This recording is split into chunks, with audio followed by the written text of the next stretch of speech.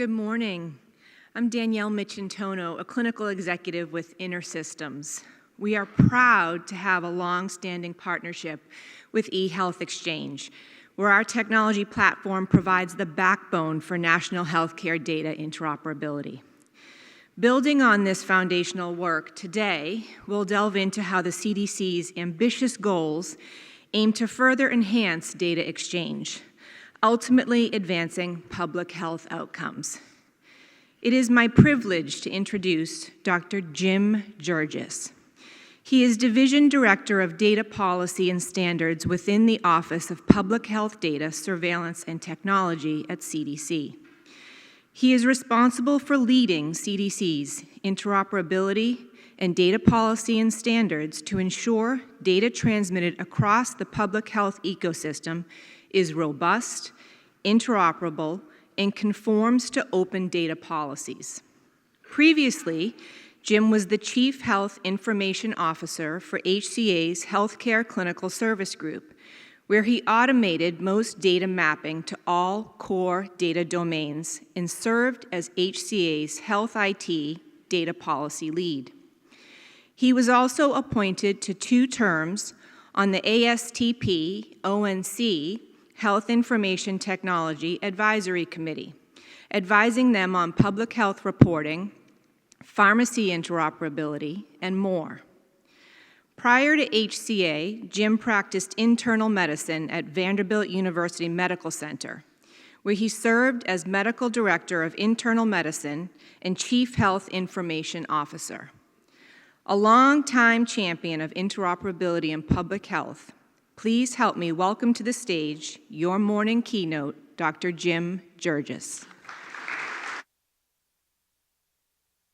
Appreciate it.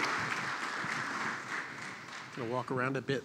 It's great to be invited here in my hometown. I live 3.5 miles from here, and it's nice to have all you come travel to me for a change, Bryant. So it's a pleasure to be here and talk about this. And for those of us who have been doing this for a while, it's really exciting to see the progress we've made. You know, we tend to focus so much on what's missing and what we don't have, as we should, that I think every year, each of us should take 6 or 7 seconds to just reflect on all the accomplishments and then get back to work, right? Because there's a lot of work to do. And let's see if my slides are up here. There we go. So what I want to say is, you know, I feel like I'm kind of preaching to the choir a bit here, which is always fun, right? Because they say amens a lot. Do I hear an amen? Yeah, all right. So what's exciting is the vision, right? As a practicing physician for many years, and my staff, I mean, burnout is huge for everybody, case investigators and public health physicians, and it's administrative crap. It's about the data, right? And so the vision of automagically reducing burden through technology is exciting, right? When I went to business school, one of our macroeconomics professors says, do you know what the macroeconomics definition of technology is? Anybody? It's very elegant. Macroeconomics is a very high level. Anything that improves the efficiency or of effectiveness of a human. And largely healthcare is delivered by humans. And largely healthcare and public health is a data-intensive industry. So this is the choir I'm preaching to. What I'd like to do is spend a little time bringing it together with a call to action. Because if there's any theme that you're going to hear, whether it's prior auth, whether it's healthcare, whether it's public health, is our friend Metcalfe. People hear me talk about Metcalfe's law. How many of you don't know what that is? Like two, okay, for you too. No, just kidding. Metcalfe's law is really the network effect.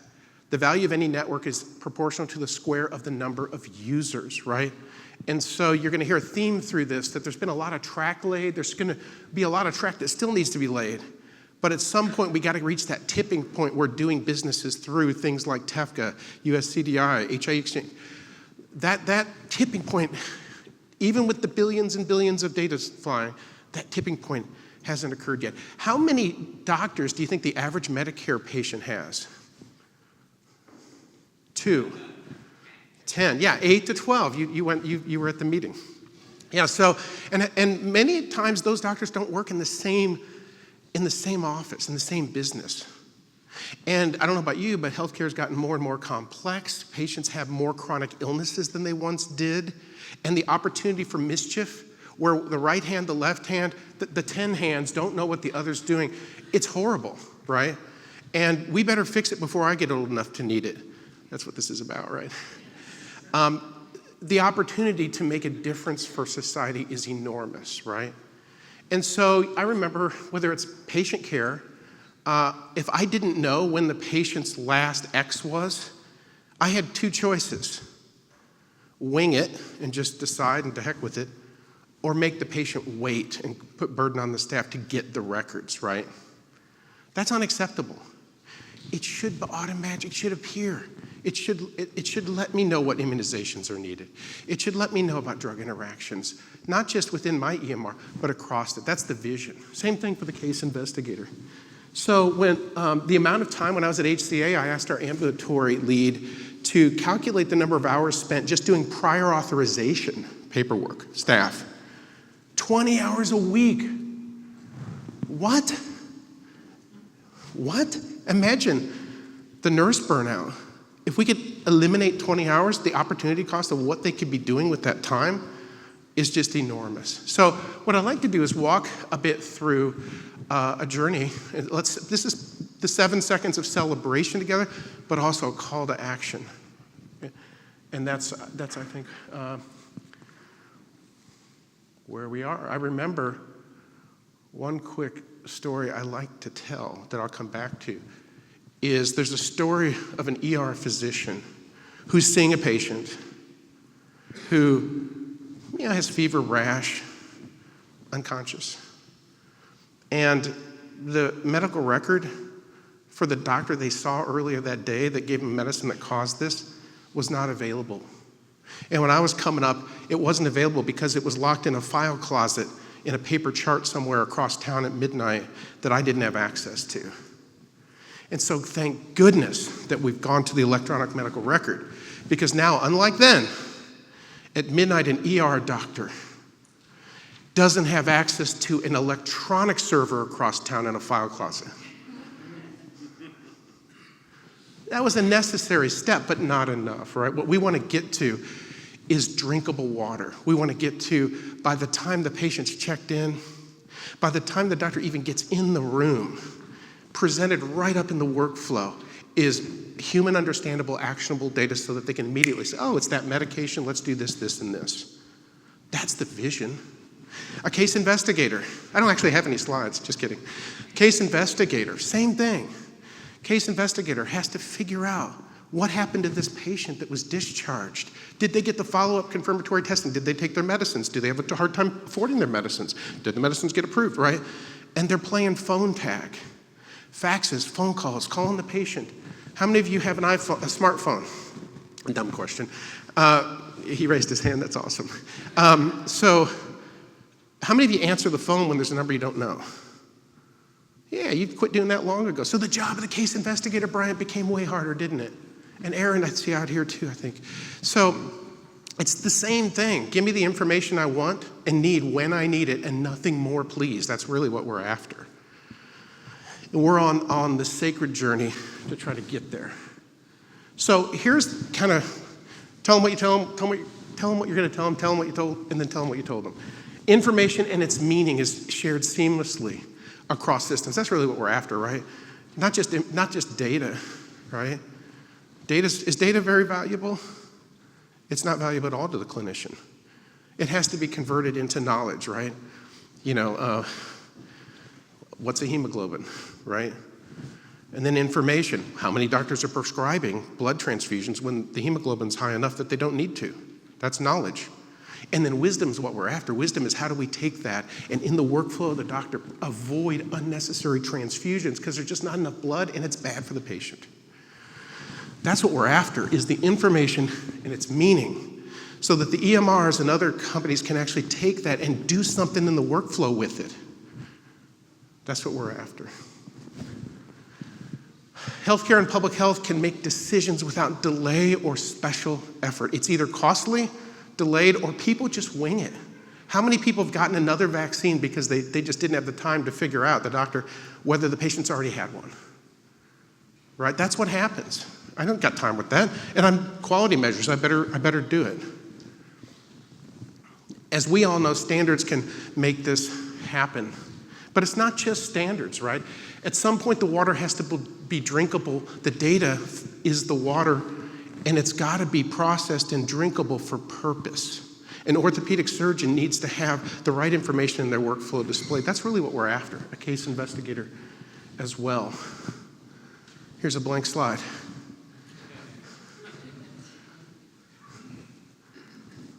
Ta-da! So there's a lot of things in public health that you may or may not know. The mission of public health is to protect us from bad stuff happening, right? CDC is based in Atlanta. Anybody know why? Because of mosquitoes, because of malaria. It's there because malaria was a big deal in the Southeast, right? And so it was planted right in the middle of malaria to eliminate it. And then Congress decided, hey, let's fund other things. And next thing you know, we have the CDC. It's not in Washington, D.C. It's in Atlanta because of malaria. And mosquitoes, beyond malaria, other mosquito-borne illnesses. But if you look at any given state, each state decides what are reportable conditions, as you know, that providers need to notify the public health agency. Why? So they can document stuff and do reports to Congress? No. So that they can identify that something bad's happening and intervene. My boss, Jennifer Layden, was a CMO, I think a public health agency in Illinois, in Chicago, and they started getting reports of young people with serious lung injury, unexplained, more than you'd expect. So with phone calls, faxes, homing pigeons, bicycle messengers, they tried to piece together what was happening. And we all know that eventually that led to the cause being vaping, right? And so the question is, how long did it take for that insight? How much effort was spent getting the data needed? And how long was the delay before we as a nation knew that young people were dying and needing lung transplants because of vaping? How many additional young people would have seen Christmas with their families because we had gotten this right finally and got insights faster? It's not about public health's not some one-off thing that checked the box. It's about you and your spouse and your kid and your neighbor not getting tuberculosis. Because we know when there's a positive skin test, we handle it appropriately, contain it. They have to come in and we actually have to watch them take the medicine. That doesn't sound like America, but it's to protect the public from multi-drug resistant tuberculosis, right? Babesiosis, tuberculosis, all the osises, right? There's a list of them and each state has their own list of reportable conditions, but it's to protect the public in two ways.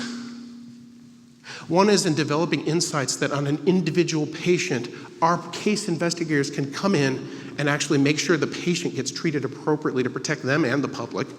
And the second is nationally to develop trends, to identify earlier trends. We all leave here, for example, and then a few of you get pneumonia in different states. Legionella. Maybe it's the water cooler. They're not going to love me saying this here at the embassy. Maybe it's the water cooler, right? So what we're saying is let's, for example, come up with a new and mysterious outbreak. COVID's behind us. What's the next outbreak that might be appropriate for our times these days? A fictitious one. We'll call it the heebie-jeebies, right? Let's say an outbreak of the heebie-jeebies occurs. Can we detect it sooner than otherwise so we can actually do something about it? So we all know this is a wrong slide because it's very linear, right? So if somebody has a case of the heebie-jeebies, and maybe they're in their home, and then they come to urgent care, and then they get worse and they go to the emergency room department, then they get admitted to the hospital where multiple people see them, and then maybe they follow up with their primary care doctor, and then a specialist might see him. Well, doesn't the primary care doctor need to know that they went to urgent care or emergency department? Don't they need to share information? That's just not happening like it should. Underneath it is public health. With each of these spots here, we typically in the past have relied on it occurring to people that they ought to call and let public health know that they have a case of OSIS so that they can act. What better use case is there for interoperability than automating from the EMR triggers in the EMR that when a lab or diagnosis code hits, that no human has to do anything. They got better things to do, like take care of the patient. But instead that automatically goes through eHealth Exchange, in HIE, and on its way to APHL to determine which state is reportable in which state, so that it can land in a timely way on the desk of a case investigator. And wouldn't it be neat if that case investigator didn't have to make 1,000 phone calls that no one answers because of the cell phone problem? Wouldn't it be cool if they just got all the clinical data from all the places the patient's been and could only had to make phone calls when stuff didn't happen that was supposed to happen? That's what we're talking about here. The promise for public health, like healthcare, is so rich you can taste it. And it could be the difference of enormous impact to our society to catch things earlier and take care of them. So I like to use this model, I'm not the only one, but of the water and pipes. And this is the choir preaching here. But for those who aren't close to it, this is the elephant, the vision, a metaphor. All models are wrong, some are useful. People find this to be useful, that what we're trying to do is like water in the pipes, right? And right now, could you imagine in your home, I'm putting in a new sink faucet, right? I had to do some stuff in my bathroom. Could you imagine if every time you had to do that, all the pipes were different sizes? They were all custom made by job shops, each plumber had a different pipe size, and the connectors were all different, right? When I was in college, went to med school, my father gave me his Toyota Tercel. My dad was a fix-it guy. He could fix anything, and he hated paying for stuff. He would invent and make stuff. So after about 6 months of owning this Toyota Tercel, what happened? Well, the muffler started making a loud noise. And so I took it to the muffler shop. And they came and looked at me like, who are you? And I said, what do you mean? He goes, there's a homemade muffler system. Someone welded, removed all the hangers. It's going to cost you 4 times as much to fix that. This is what we're dealing with today. Could you imagine that? Each point-to-point connection is like a one-off. Yeah, maybe they use the same transport mechanism, but the data model is all different. Are they bound to different value sets and terminology standards? That's where we're at today. What we're trying to do is address the water, the pipes, the connectors, and the water that goes through them to be pure to drink. And it's a useful metaphor. Those are pipes. So right now, what's going through it? When I was at HCA, we convinced our leaders to connect to Commonwealth. So 185 hospitals connected to Commonwealth. And we were jumping around high-fiving about the numbers of CCDs that were coming in that no one was looking at. Step by step, right? So what was the problem? So he said, well, let's look at 100 of these. Maybe, we had the transplant team come to us and say, hey, look, we have transplant patients. They're on all these medicines that are important to prevent organ rejection. You ever know anyone that got rejected organ? Oh my God, the transplant you put in is now rejected. They're back at square one. Bad stuff. A lot of these transplant medications have drug interactions. So if Brian has a transplant and he goes to a walk-in clinic near him because he's developed a yeast infection, oh, wait, wrong, bad analogy, but anyway, and they put him on fluconazole, that interacts with the rejection medicines. And next thing you know, he's rejected a kidney. So at HCA, the transplant team came and said, we have a registry of who these people are. Nothing elegant. Can you just let us know if they've had an encounter somewhere? And if they've had a medication change? That's all. Because every single one of them we want to know so we can avoid that. There were tons of examples. There's no shortage of examples of stuff we could do if we could get our act together and get to drinkable water and get everybody participating. Get to Metcalfe's Law. So let's talk a little bit about the pipes and the journey, and let's put it all together. So our ASTP ONC partners have been critical to this. This has been a wonderful multi-administration asset, right? And as you know, their role has been really twofold: to develop certification criteria and to coordinate activities across agencies and others. And they've done a pretty darn good job. Look how far we've come, right? And if you look here, this is kind of a nice little summary. And Will Humphrey, who's in our crowd here, works with us at CDC, said, it's funny because statutory, I think in statute, ONC term has to stay. As they changed their name to ASTP, Assistant Secretary, they had to keep the /ONC. So it's ASTP/ONC. It doesn't roll off the tongue. But I'm glad, because the C in coordination is enormous.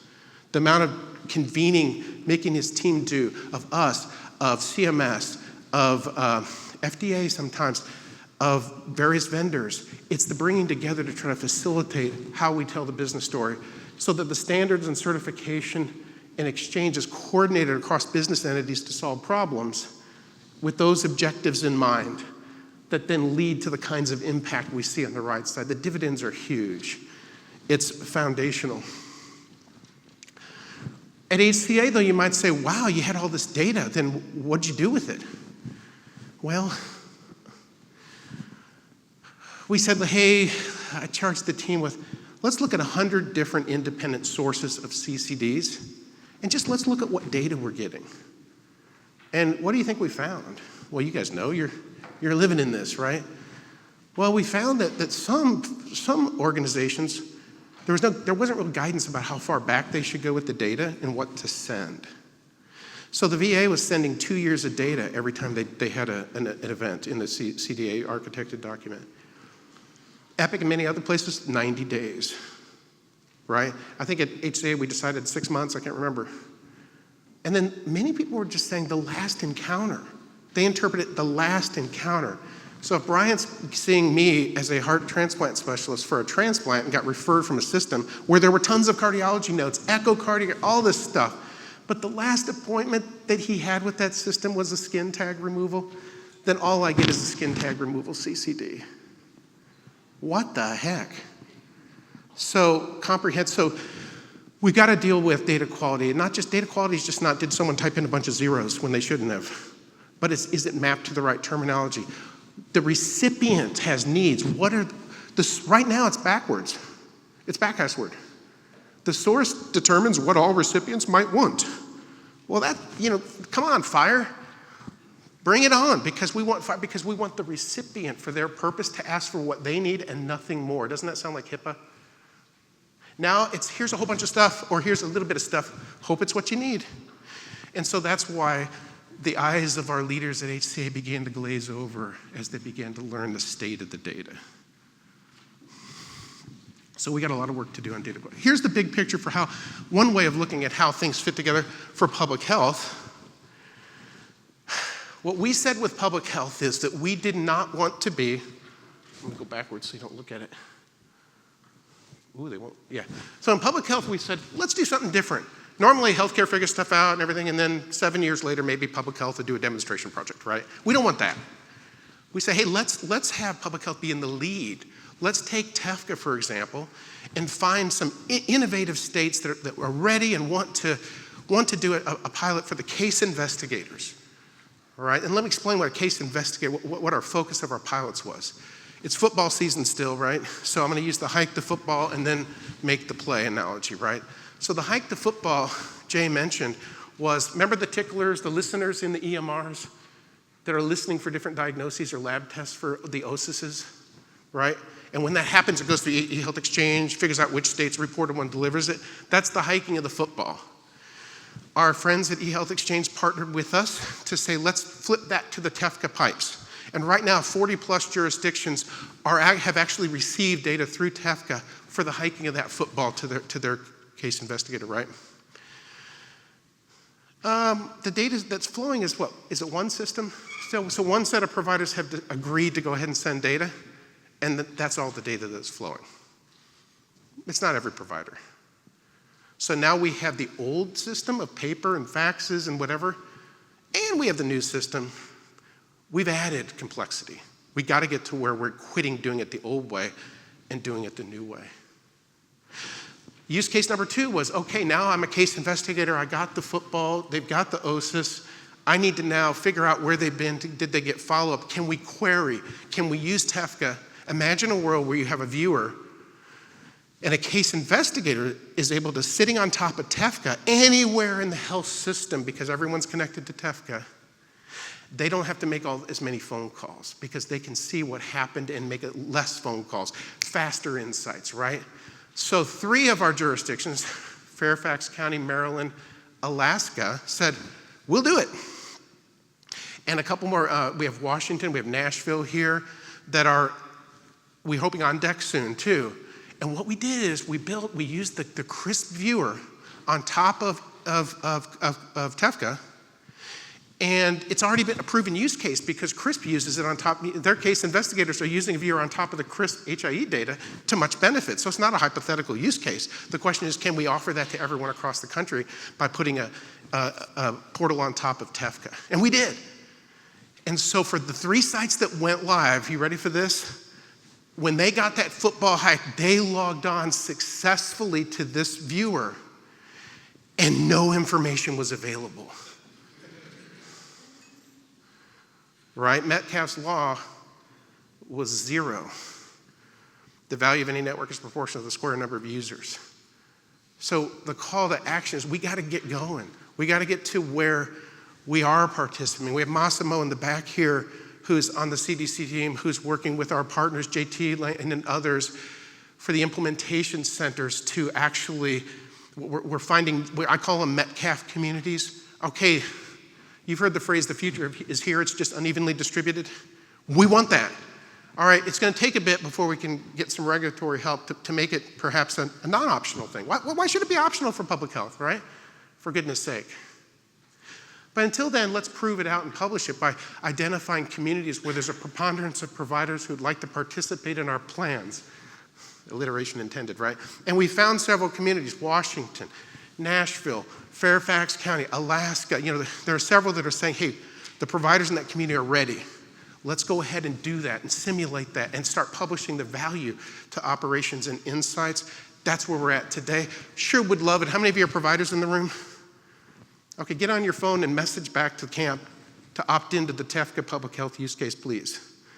And don't say, oh, we ain't got time for that. Anyway, there's my preachy part. So when you look at public health and the pipes, what you see here, it's always dangerous to see if the laser printer works, or the laser pointer. So what are these things? Well, TEFCA is sort of like all of us converging on a standard set of pipes, right? Plumbers did this, why can't we? So that when I go to fix my sink, I can just go to the hardware store and find a pipe and connect it. I don't have to hire someone to weld it and whatever. What is certification in the analogy? Well, a lot of certification is, making sure that the pipes have standard connectors. Could you imagine all the pipes are the same, but none of the connectors are? I'm oversimplifying here. And then US CDI plus implementation guides, value sets, terminology bindings, that's the drinkable water. Right now there's sewage, right? You have to process what's coming through if you have enough. Some of those use cases with the skin tags, not enough. So when I was in business school, we went to China. And I'm used to the US, you shower with the water, you drink the water, right? Make ice cubes. And I get to China and they're like, oh, you can shower with the water, just don't drink it. I was like, what? Well, we'd like to go from sewage to actually being able to at least shower with it on our way to drinkability to purpose, right? And that's where I think the data quality initiatives across the country are happening, right? And how do we actually get those implementation guides to purpose? In public health, it's easy because we have defined workflows and use cases. Healthcare has tons of different potential complexities. We all know and love fire, K-Fire is what we're renaming it. Did you hear this? Kind of fast healthcare interoperability resources. So the idea was that we learned from version 3 that it was over-engineered and too complex and stuff. Well, let's take a lesson out of the iPhone app thing, and this will be fast to implement, right? Well, it turns out it was it takes a little bit, right? So we're on a journey where that's our end goal, format, transport, and we're trying to figure out, okay, what is the pathway to get there? But one of the things I love about FHIR is the promise of one day actually having the user of the data and the EMRs be able to actually ask for data that's needed and nothing, instead of these giganto dumps of data or the skin tag that's too little. That's the dream, right? And the implementation center's up there for public health. Massimo is our grand poobah of the process, working with our partners to say we have several hundred million that we are standing up 3, soon to be 4 implementation centers that can work with the jurisdictions. We've asked the jurisdictions, what I mean by that is your state public health department. They're state and local, and tribes and territories, right? We, out of fairness and equity, say, hey, submit applications. We got over 60 around CASE or TEFCA. Over half of them were TEFCA. Woohoo! We are funding fire. We're teaching people fire. Every 4 times a year, we're bringing public health folks in and having our fire HL7 folks educate to build up the workforce's knowledge, right? We're sponsoring pilots. Here are some pilots for fire. Are you interested? Here's one. So you have a state health department, you have a local health department. Right, Brian? Right, Aaron? And they often don't talk. They don't share information. So we have several pilots where people have used fire to actually, let's share some of the vital statistics, data, et cetera. Let's get the flywheel going, right? As we're getting the flywheel going, one of the things we're finding in public health is, yes, the caboose is in front of the train. Any use case that requires a provider to participate, we got to do this Medcalf thing. Let's get past that. And secondly, it makes it attractive to do public health use cases because we can control both the sender and the receiver's participation. The call to action is we got to get participation up between providers, payers, and public health. All right, what is certification? I think we all know this. Certification is simply to make sure that no provider will fail because of the technology. Right, I think CMS comes in with some of the incentives, if there aren't natural incentives, to actually help providers to do so. And it's a way of aligning to standards and convening and selecting which standards are appropriate. You'll see often in HTI2 documents, HTI1, that there are choices that, on our road to fire, well, it's a bridge to fire. Where are we today? Over time, it becomes, there are options. And then once we're ready, then it just becomes fire, for example. And there's a glide path to the certification. We're good on time. So with fire, as you know, and I'm hoping this isn't 100% the choir, but for those who aren't close to it, I'm told a story. How many of you heard of the Argonaut project? Okay. How many of you know how it was named? Jason the Argonaut, right? But it's not just that they were a bunch of Jason the Argonaut geeks. I'm told the story, and I'll get this wrong. If anyone was there, you can say, no, well, that's wrong, But what I'm told is that a bunch of them met at a Greek restaurant to talk about fire and how you really need a set of EMR vendors to convene and agree upon how to get to maturation and adoption of fire. And so Argonaut was born because they were at a Greek restaurant. And they said, well, let's call it Jason and the Argonauts, right? So that was the first example of an accelerator of fire. What do we mean by that? Well, you can write all you want to in PowerPoints and standards documents, but until someone actually starts deploying it and actually building their EMR and testing it, what'll work and hackathoning it or connectathoning it. And so the Argonaut project was the first convener. It was successful because they said, let's do real practical stuff, get rid of a bunch of bureaucracy, move fast, and mature and adopt the standards around key use cases. And that has been very successful. Subsequent to that, other fire accelerators, K-Fire accelerators, include Da Vinci Project, which is focused around payer providers, right? Gravity Project? Yes, SDOH. Helios? Yeah, it's up there, isn't it? You cheaters. Anyway.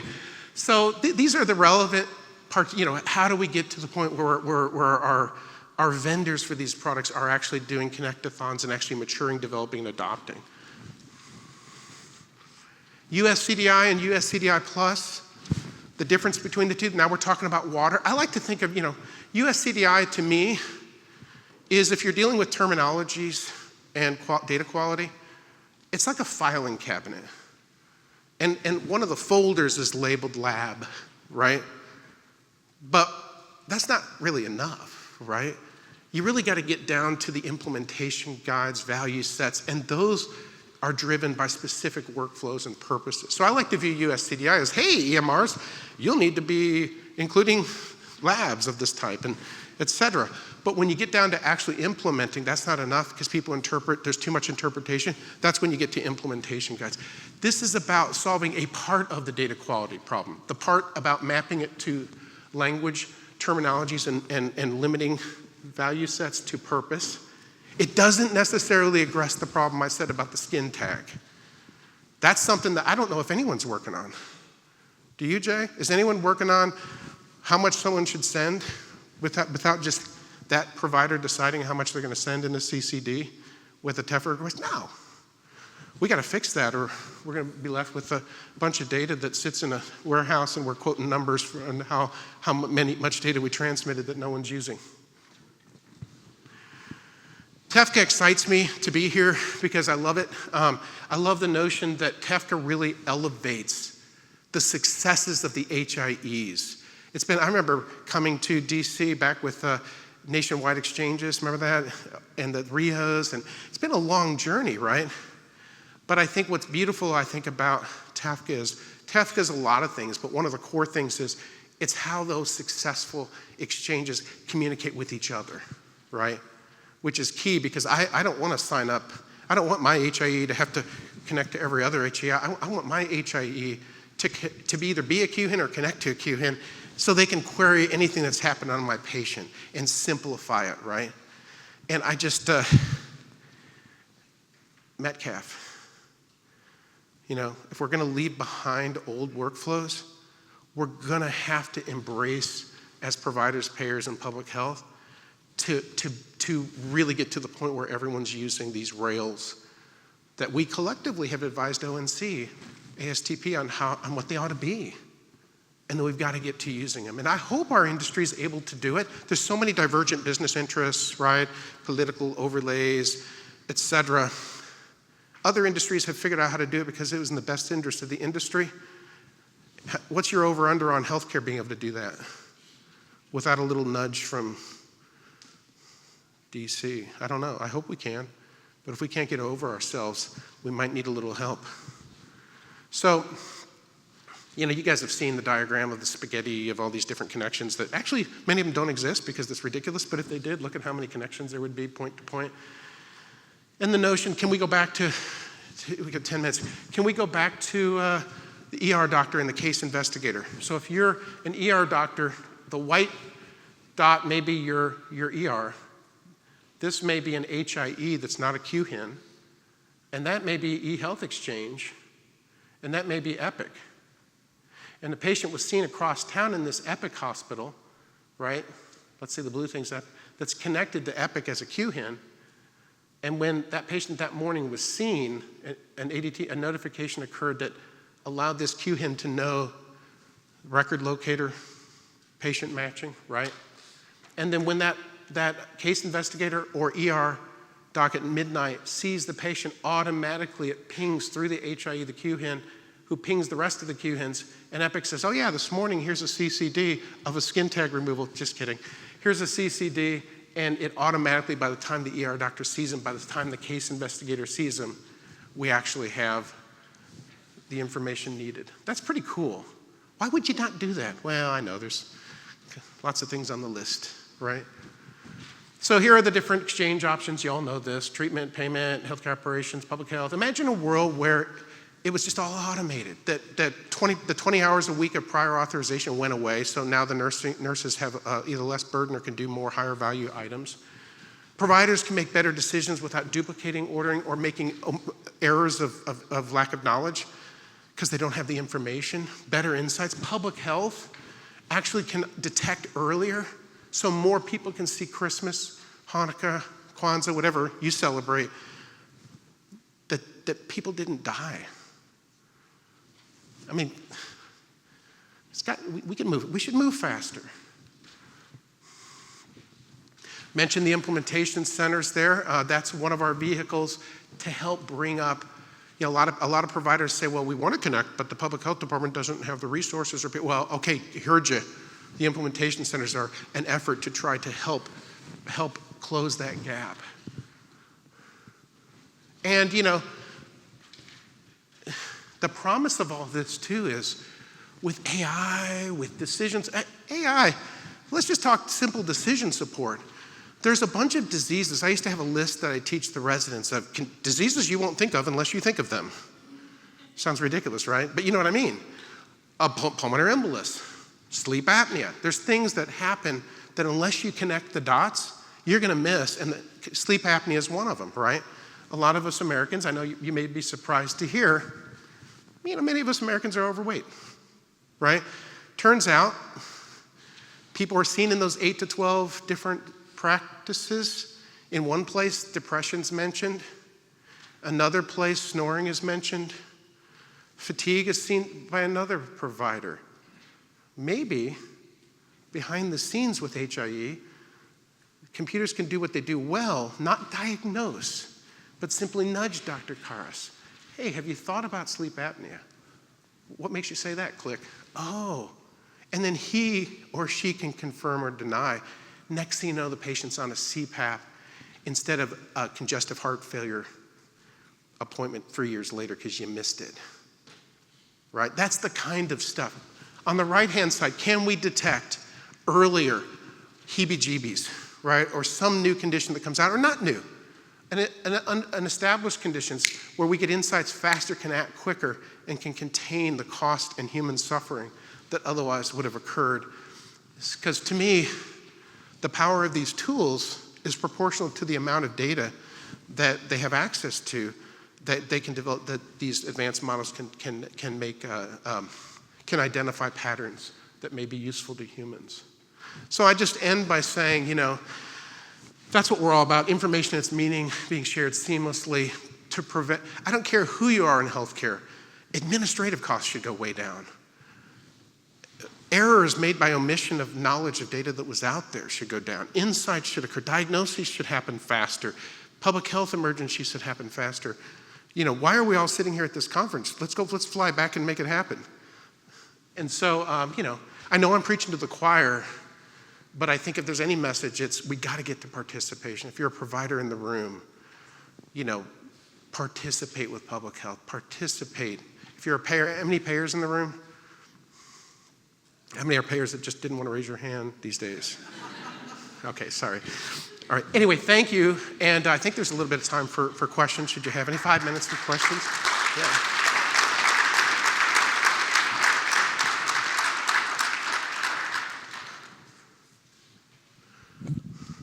Questions or comments? Yep. Anybody have questions?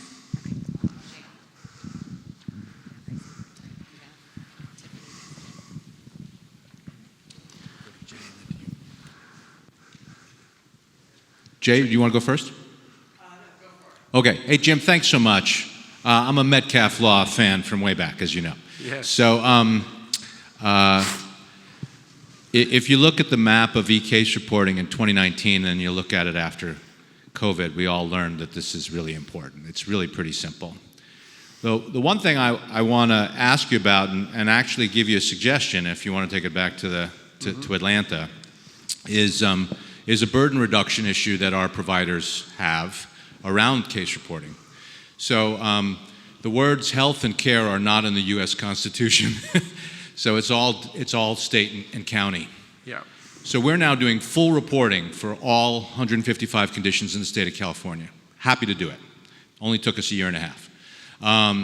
But what I would love for you to think about with the group is how do you get back to our state and counties and say, if that organization, that provider group, sending the data, they've made available queries back when we need to do investigations, those counties where we provide care, stop doing any manual entry. Just stop it. Just turn it off and tell them, don't make them do it anymore. Because our infection control and preventionists are dying trying to fit this in electronically while we've already sent them the data. And I would love for you to sort of help work with the counties and states and say, if they're doing it, stop making them do this other stuff. Yeah, that's a great point. And that comment I made earlier was based on your comment there when I said we keep doing things the old way while we layer on the new. And there's a lot of people focusing on this because it has to, the new way has to be human understandable and consumable, right? Has to reach the point where, yeah, the data is not just flowing, but do it the old way too, because this way doesn't work. And there's a lot of awareness of that. It's a big problem because we want to get to the point where people abandon the old ways in favor of the new. And there's several reasons that that's not the case right now. Other comments or questions? Yeah, hey, Jim, regarding the implementation centers, are there any obvious projects that the STILTs, the public health agencies, might be suggesting and that might be approved that come top to mind that you want to mention? Well, yes, and I also want to be careful because it hasn't yet been announced, so I'll speak a little bit in generalities. I think one of the key, there's a reason that we picked case reporting and TEFCA, in part because there was some successful progress and because we need to start solving some of these challenges, we got to focus. And in part, based on our learnings, for example, one of the key areas is this query use case. And the reason that I prioritize it is not because, oh, it's a pet project of mine or, but because if you think about it, Aaron and I were talking about this, right? If you have a viewer, I know we need to get to interoperability beyond the viewer. It has to be architected so it can be service-oriented, not just a viewer. Got it. But if you could give somebody a viewer, that it just becomes a system access management issue, right? The policy for who can sign on. And it's lightweight and it sits on TEFCA. Bryant educated me about this when we visited, whether it's newborn screening, whether it's case, no matter what, anyone who has to follow some patient over time with clinical data, could be a very lightweight web-based access thing that could spread across local and state, across multiple different use cases. So that's one of the things that we're really interested in. We have to define what the minimum data set is. I think it's US CDI, right? We're already doing US CDI for healthcare. Case investigators' work is like healthcare, right? And so I think that's one of them. There are a host of others too that I don't know if Massimo will have an opportunity to comment later on or not, but it may be a little bit premature given that we haven't announced the winners, if you will. And I'm getting to wrap up, so signed. But thank you guys for inviting me to my own town, and appreciate all your work. Thank you. And thanks to eHealth Exchange for inviting me.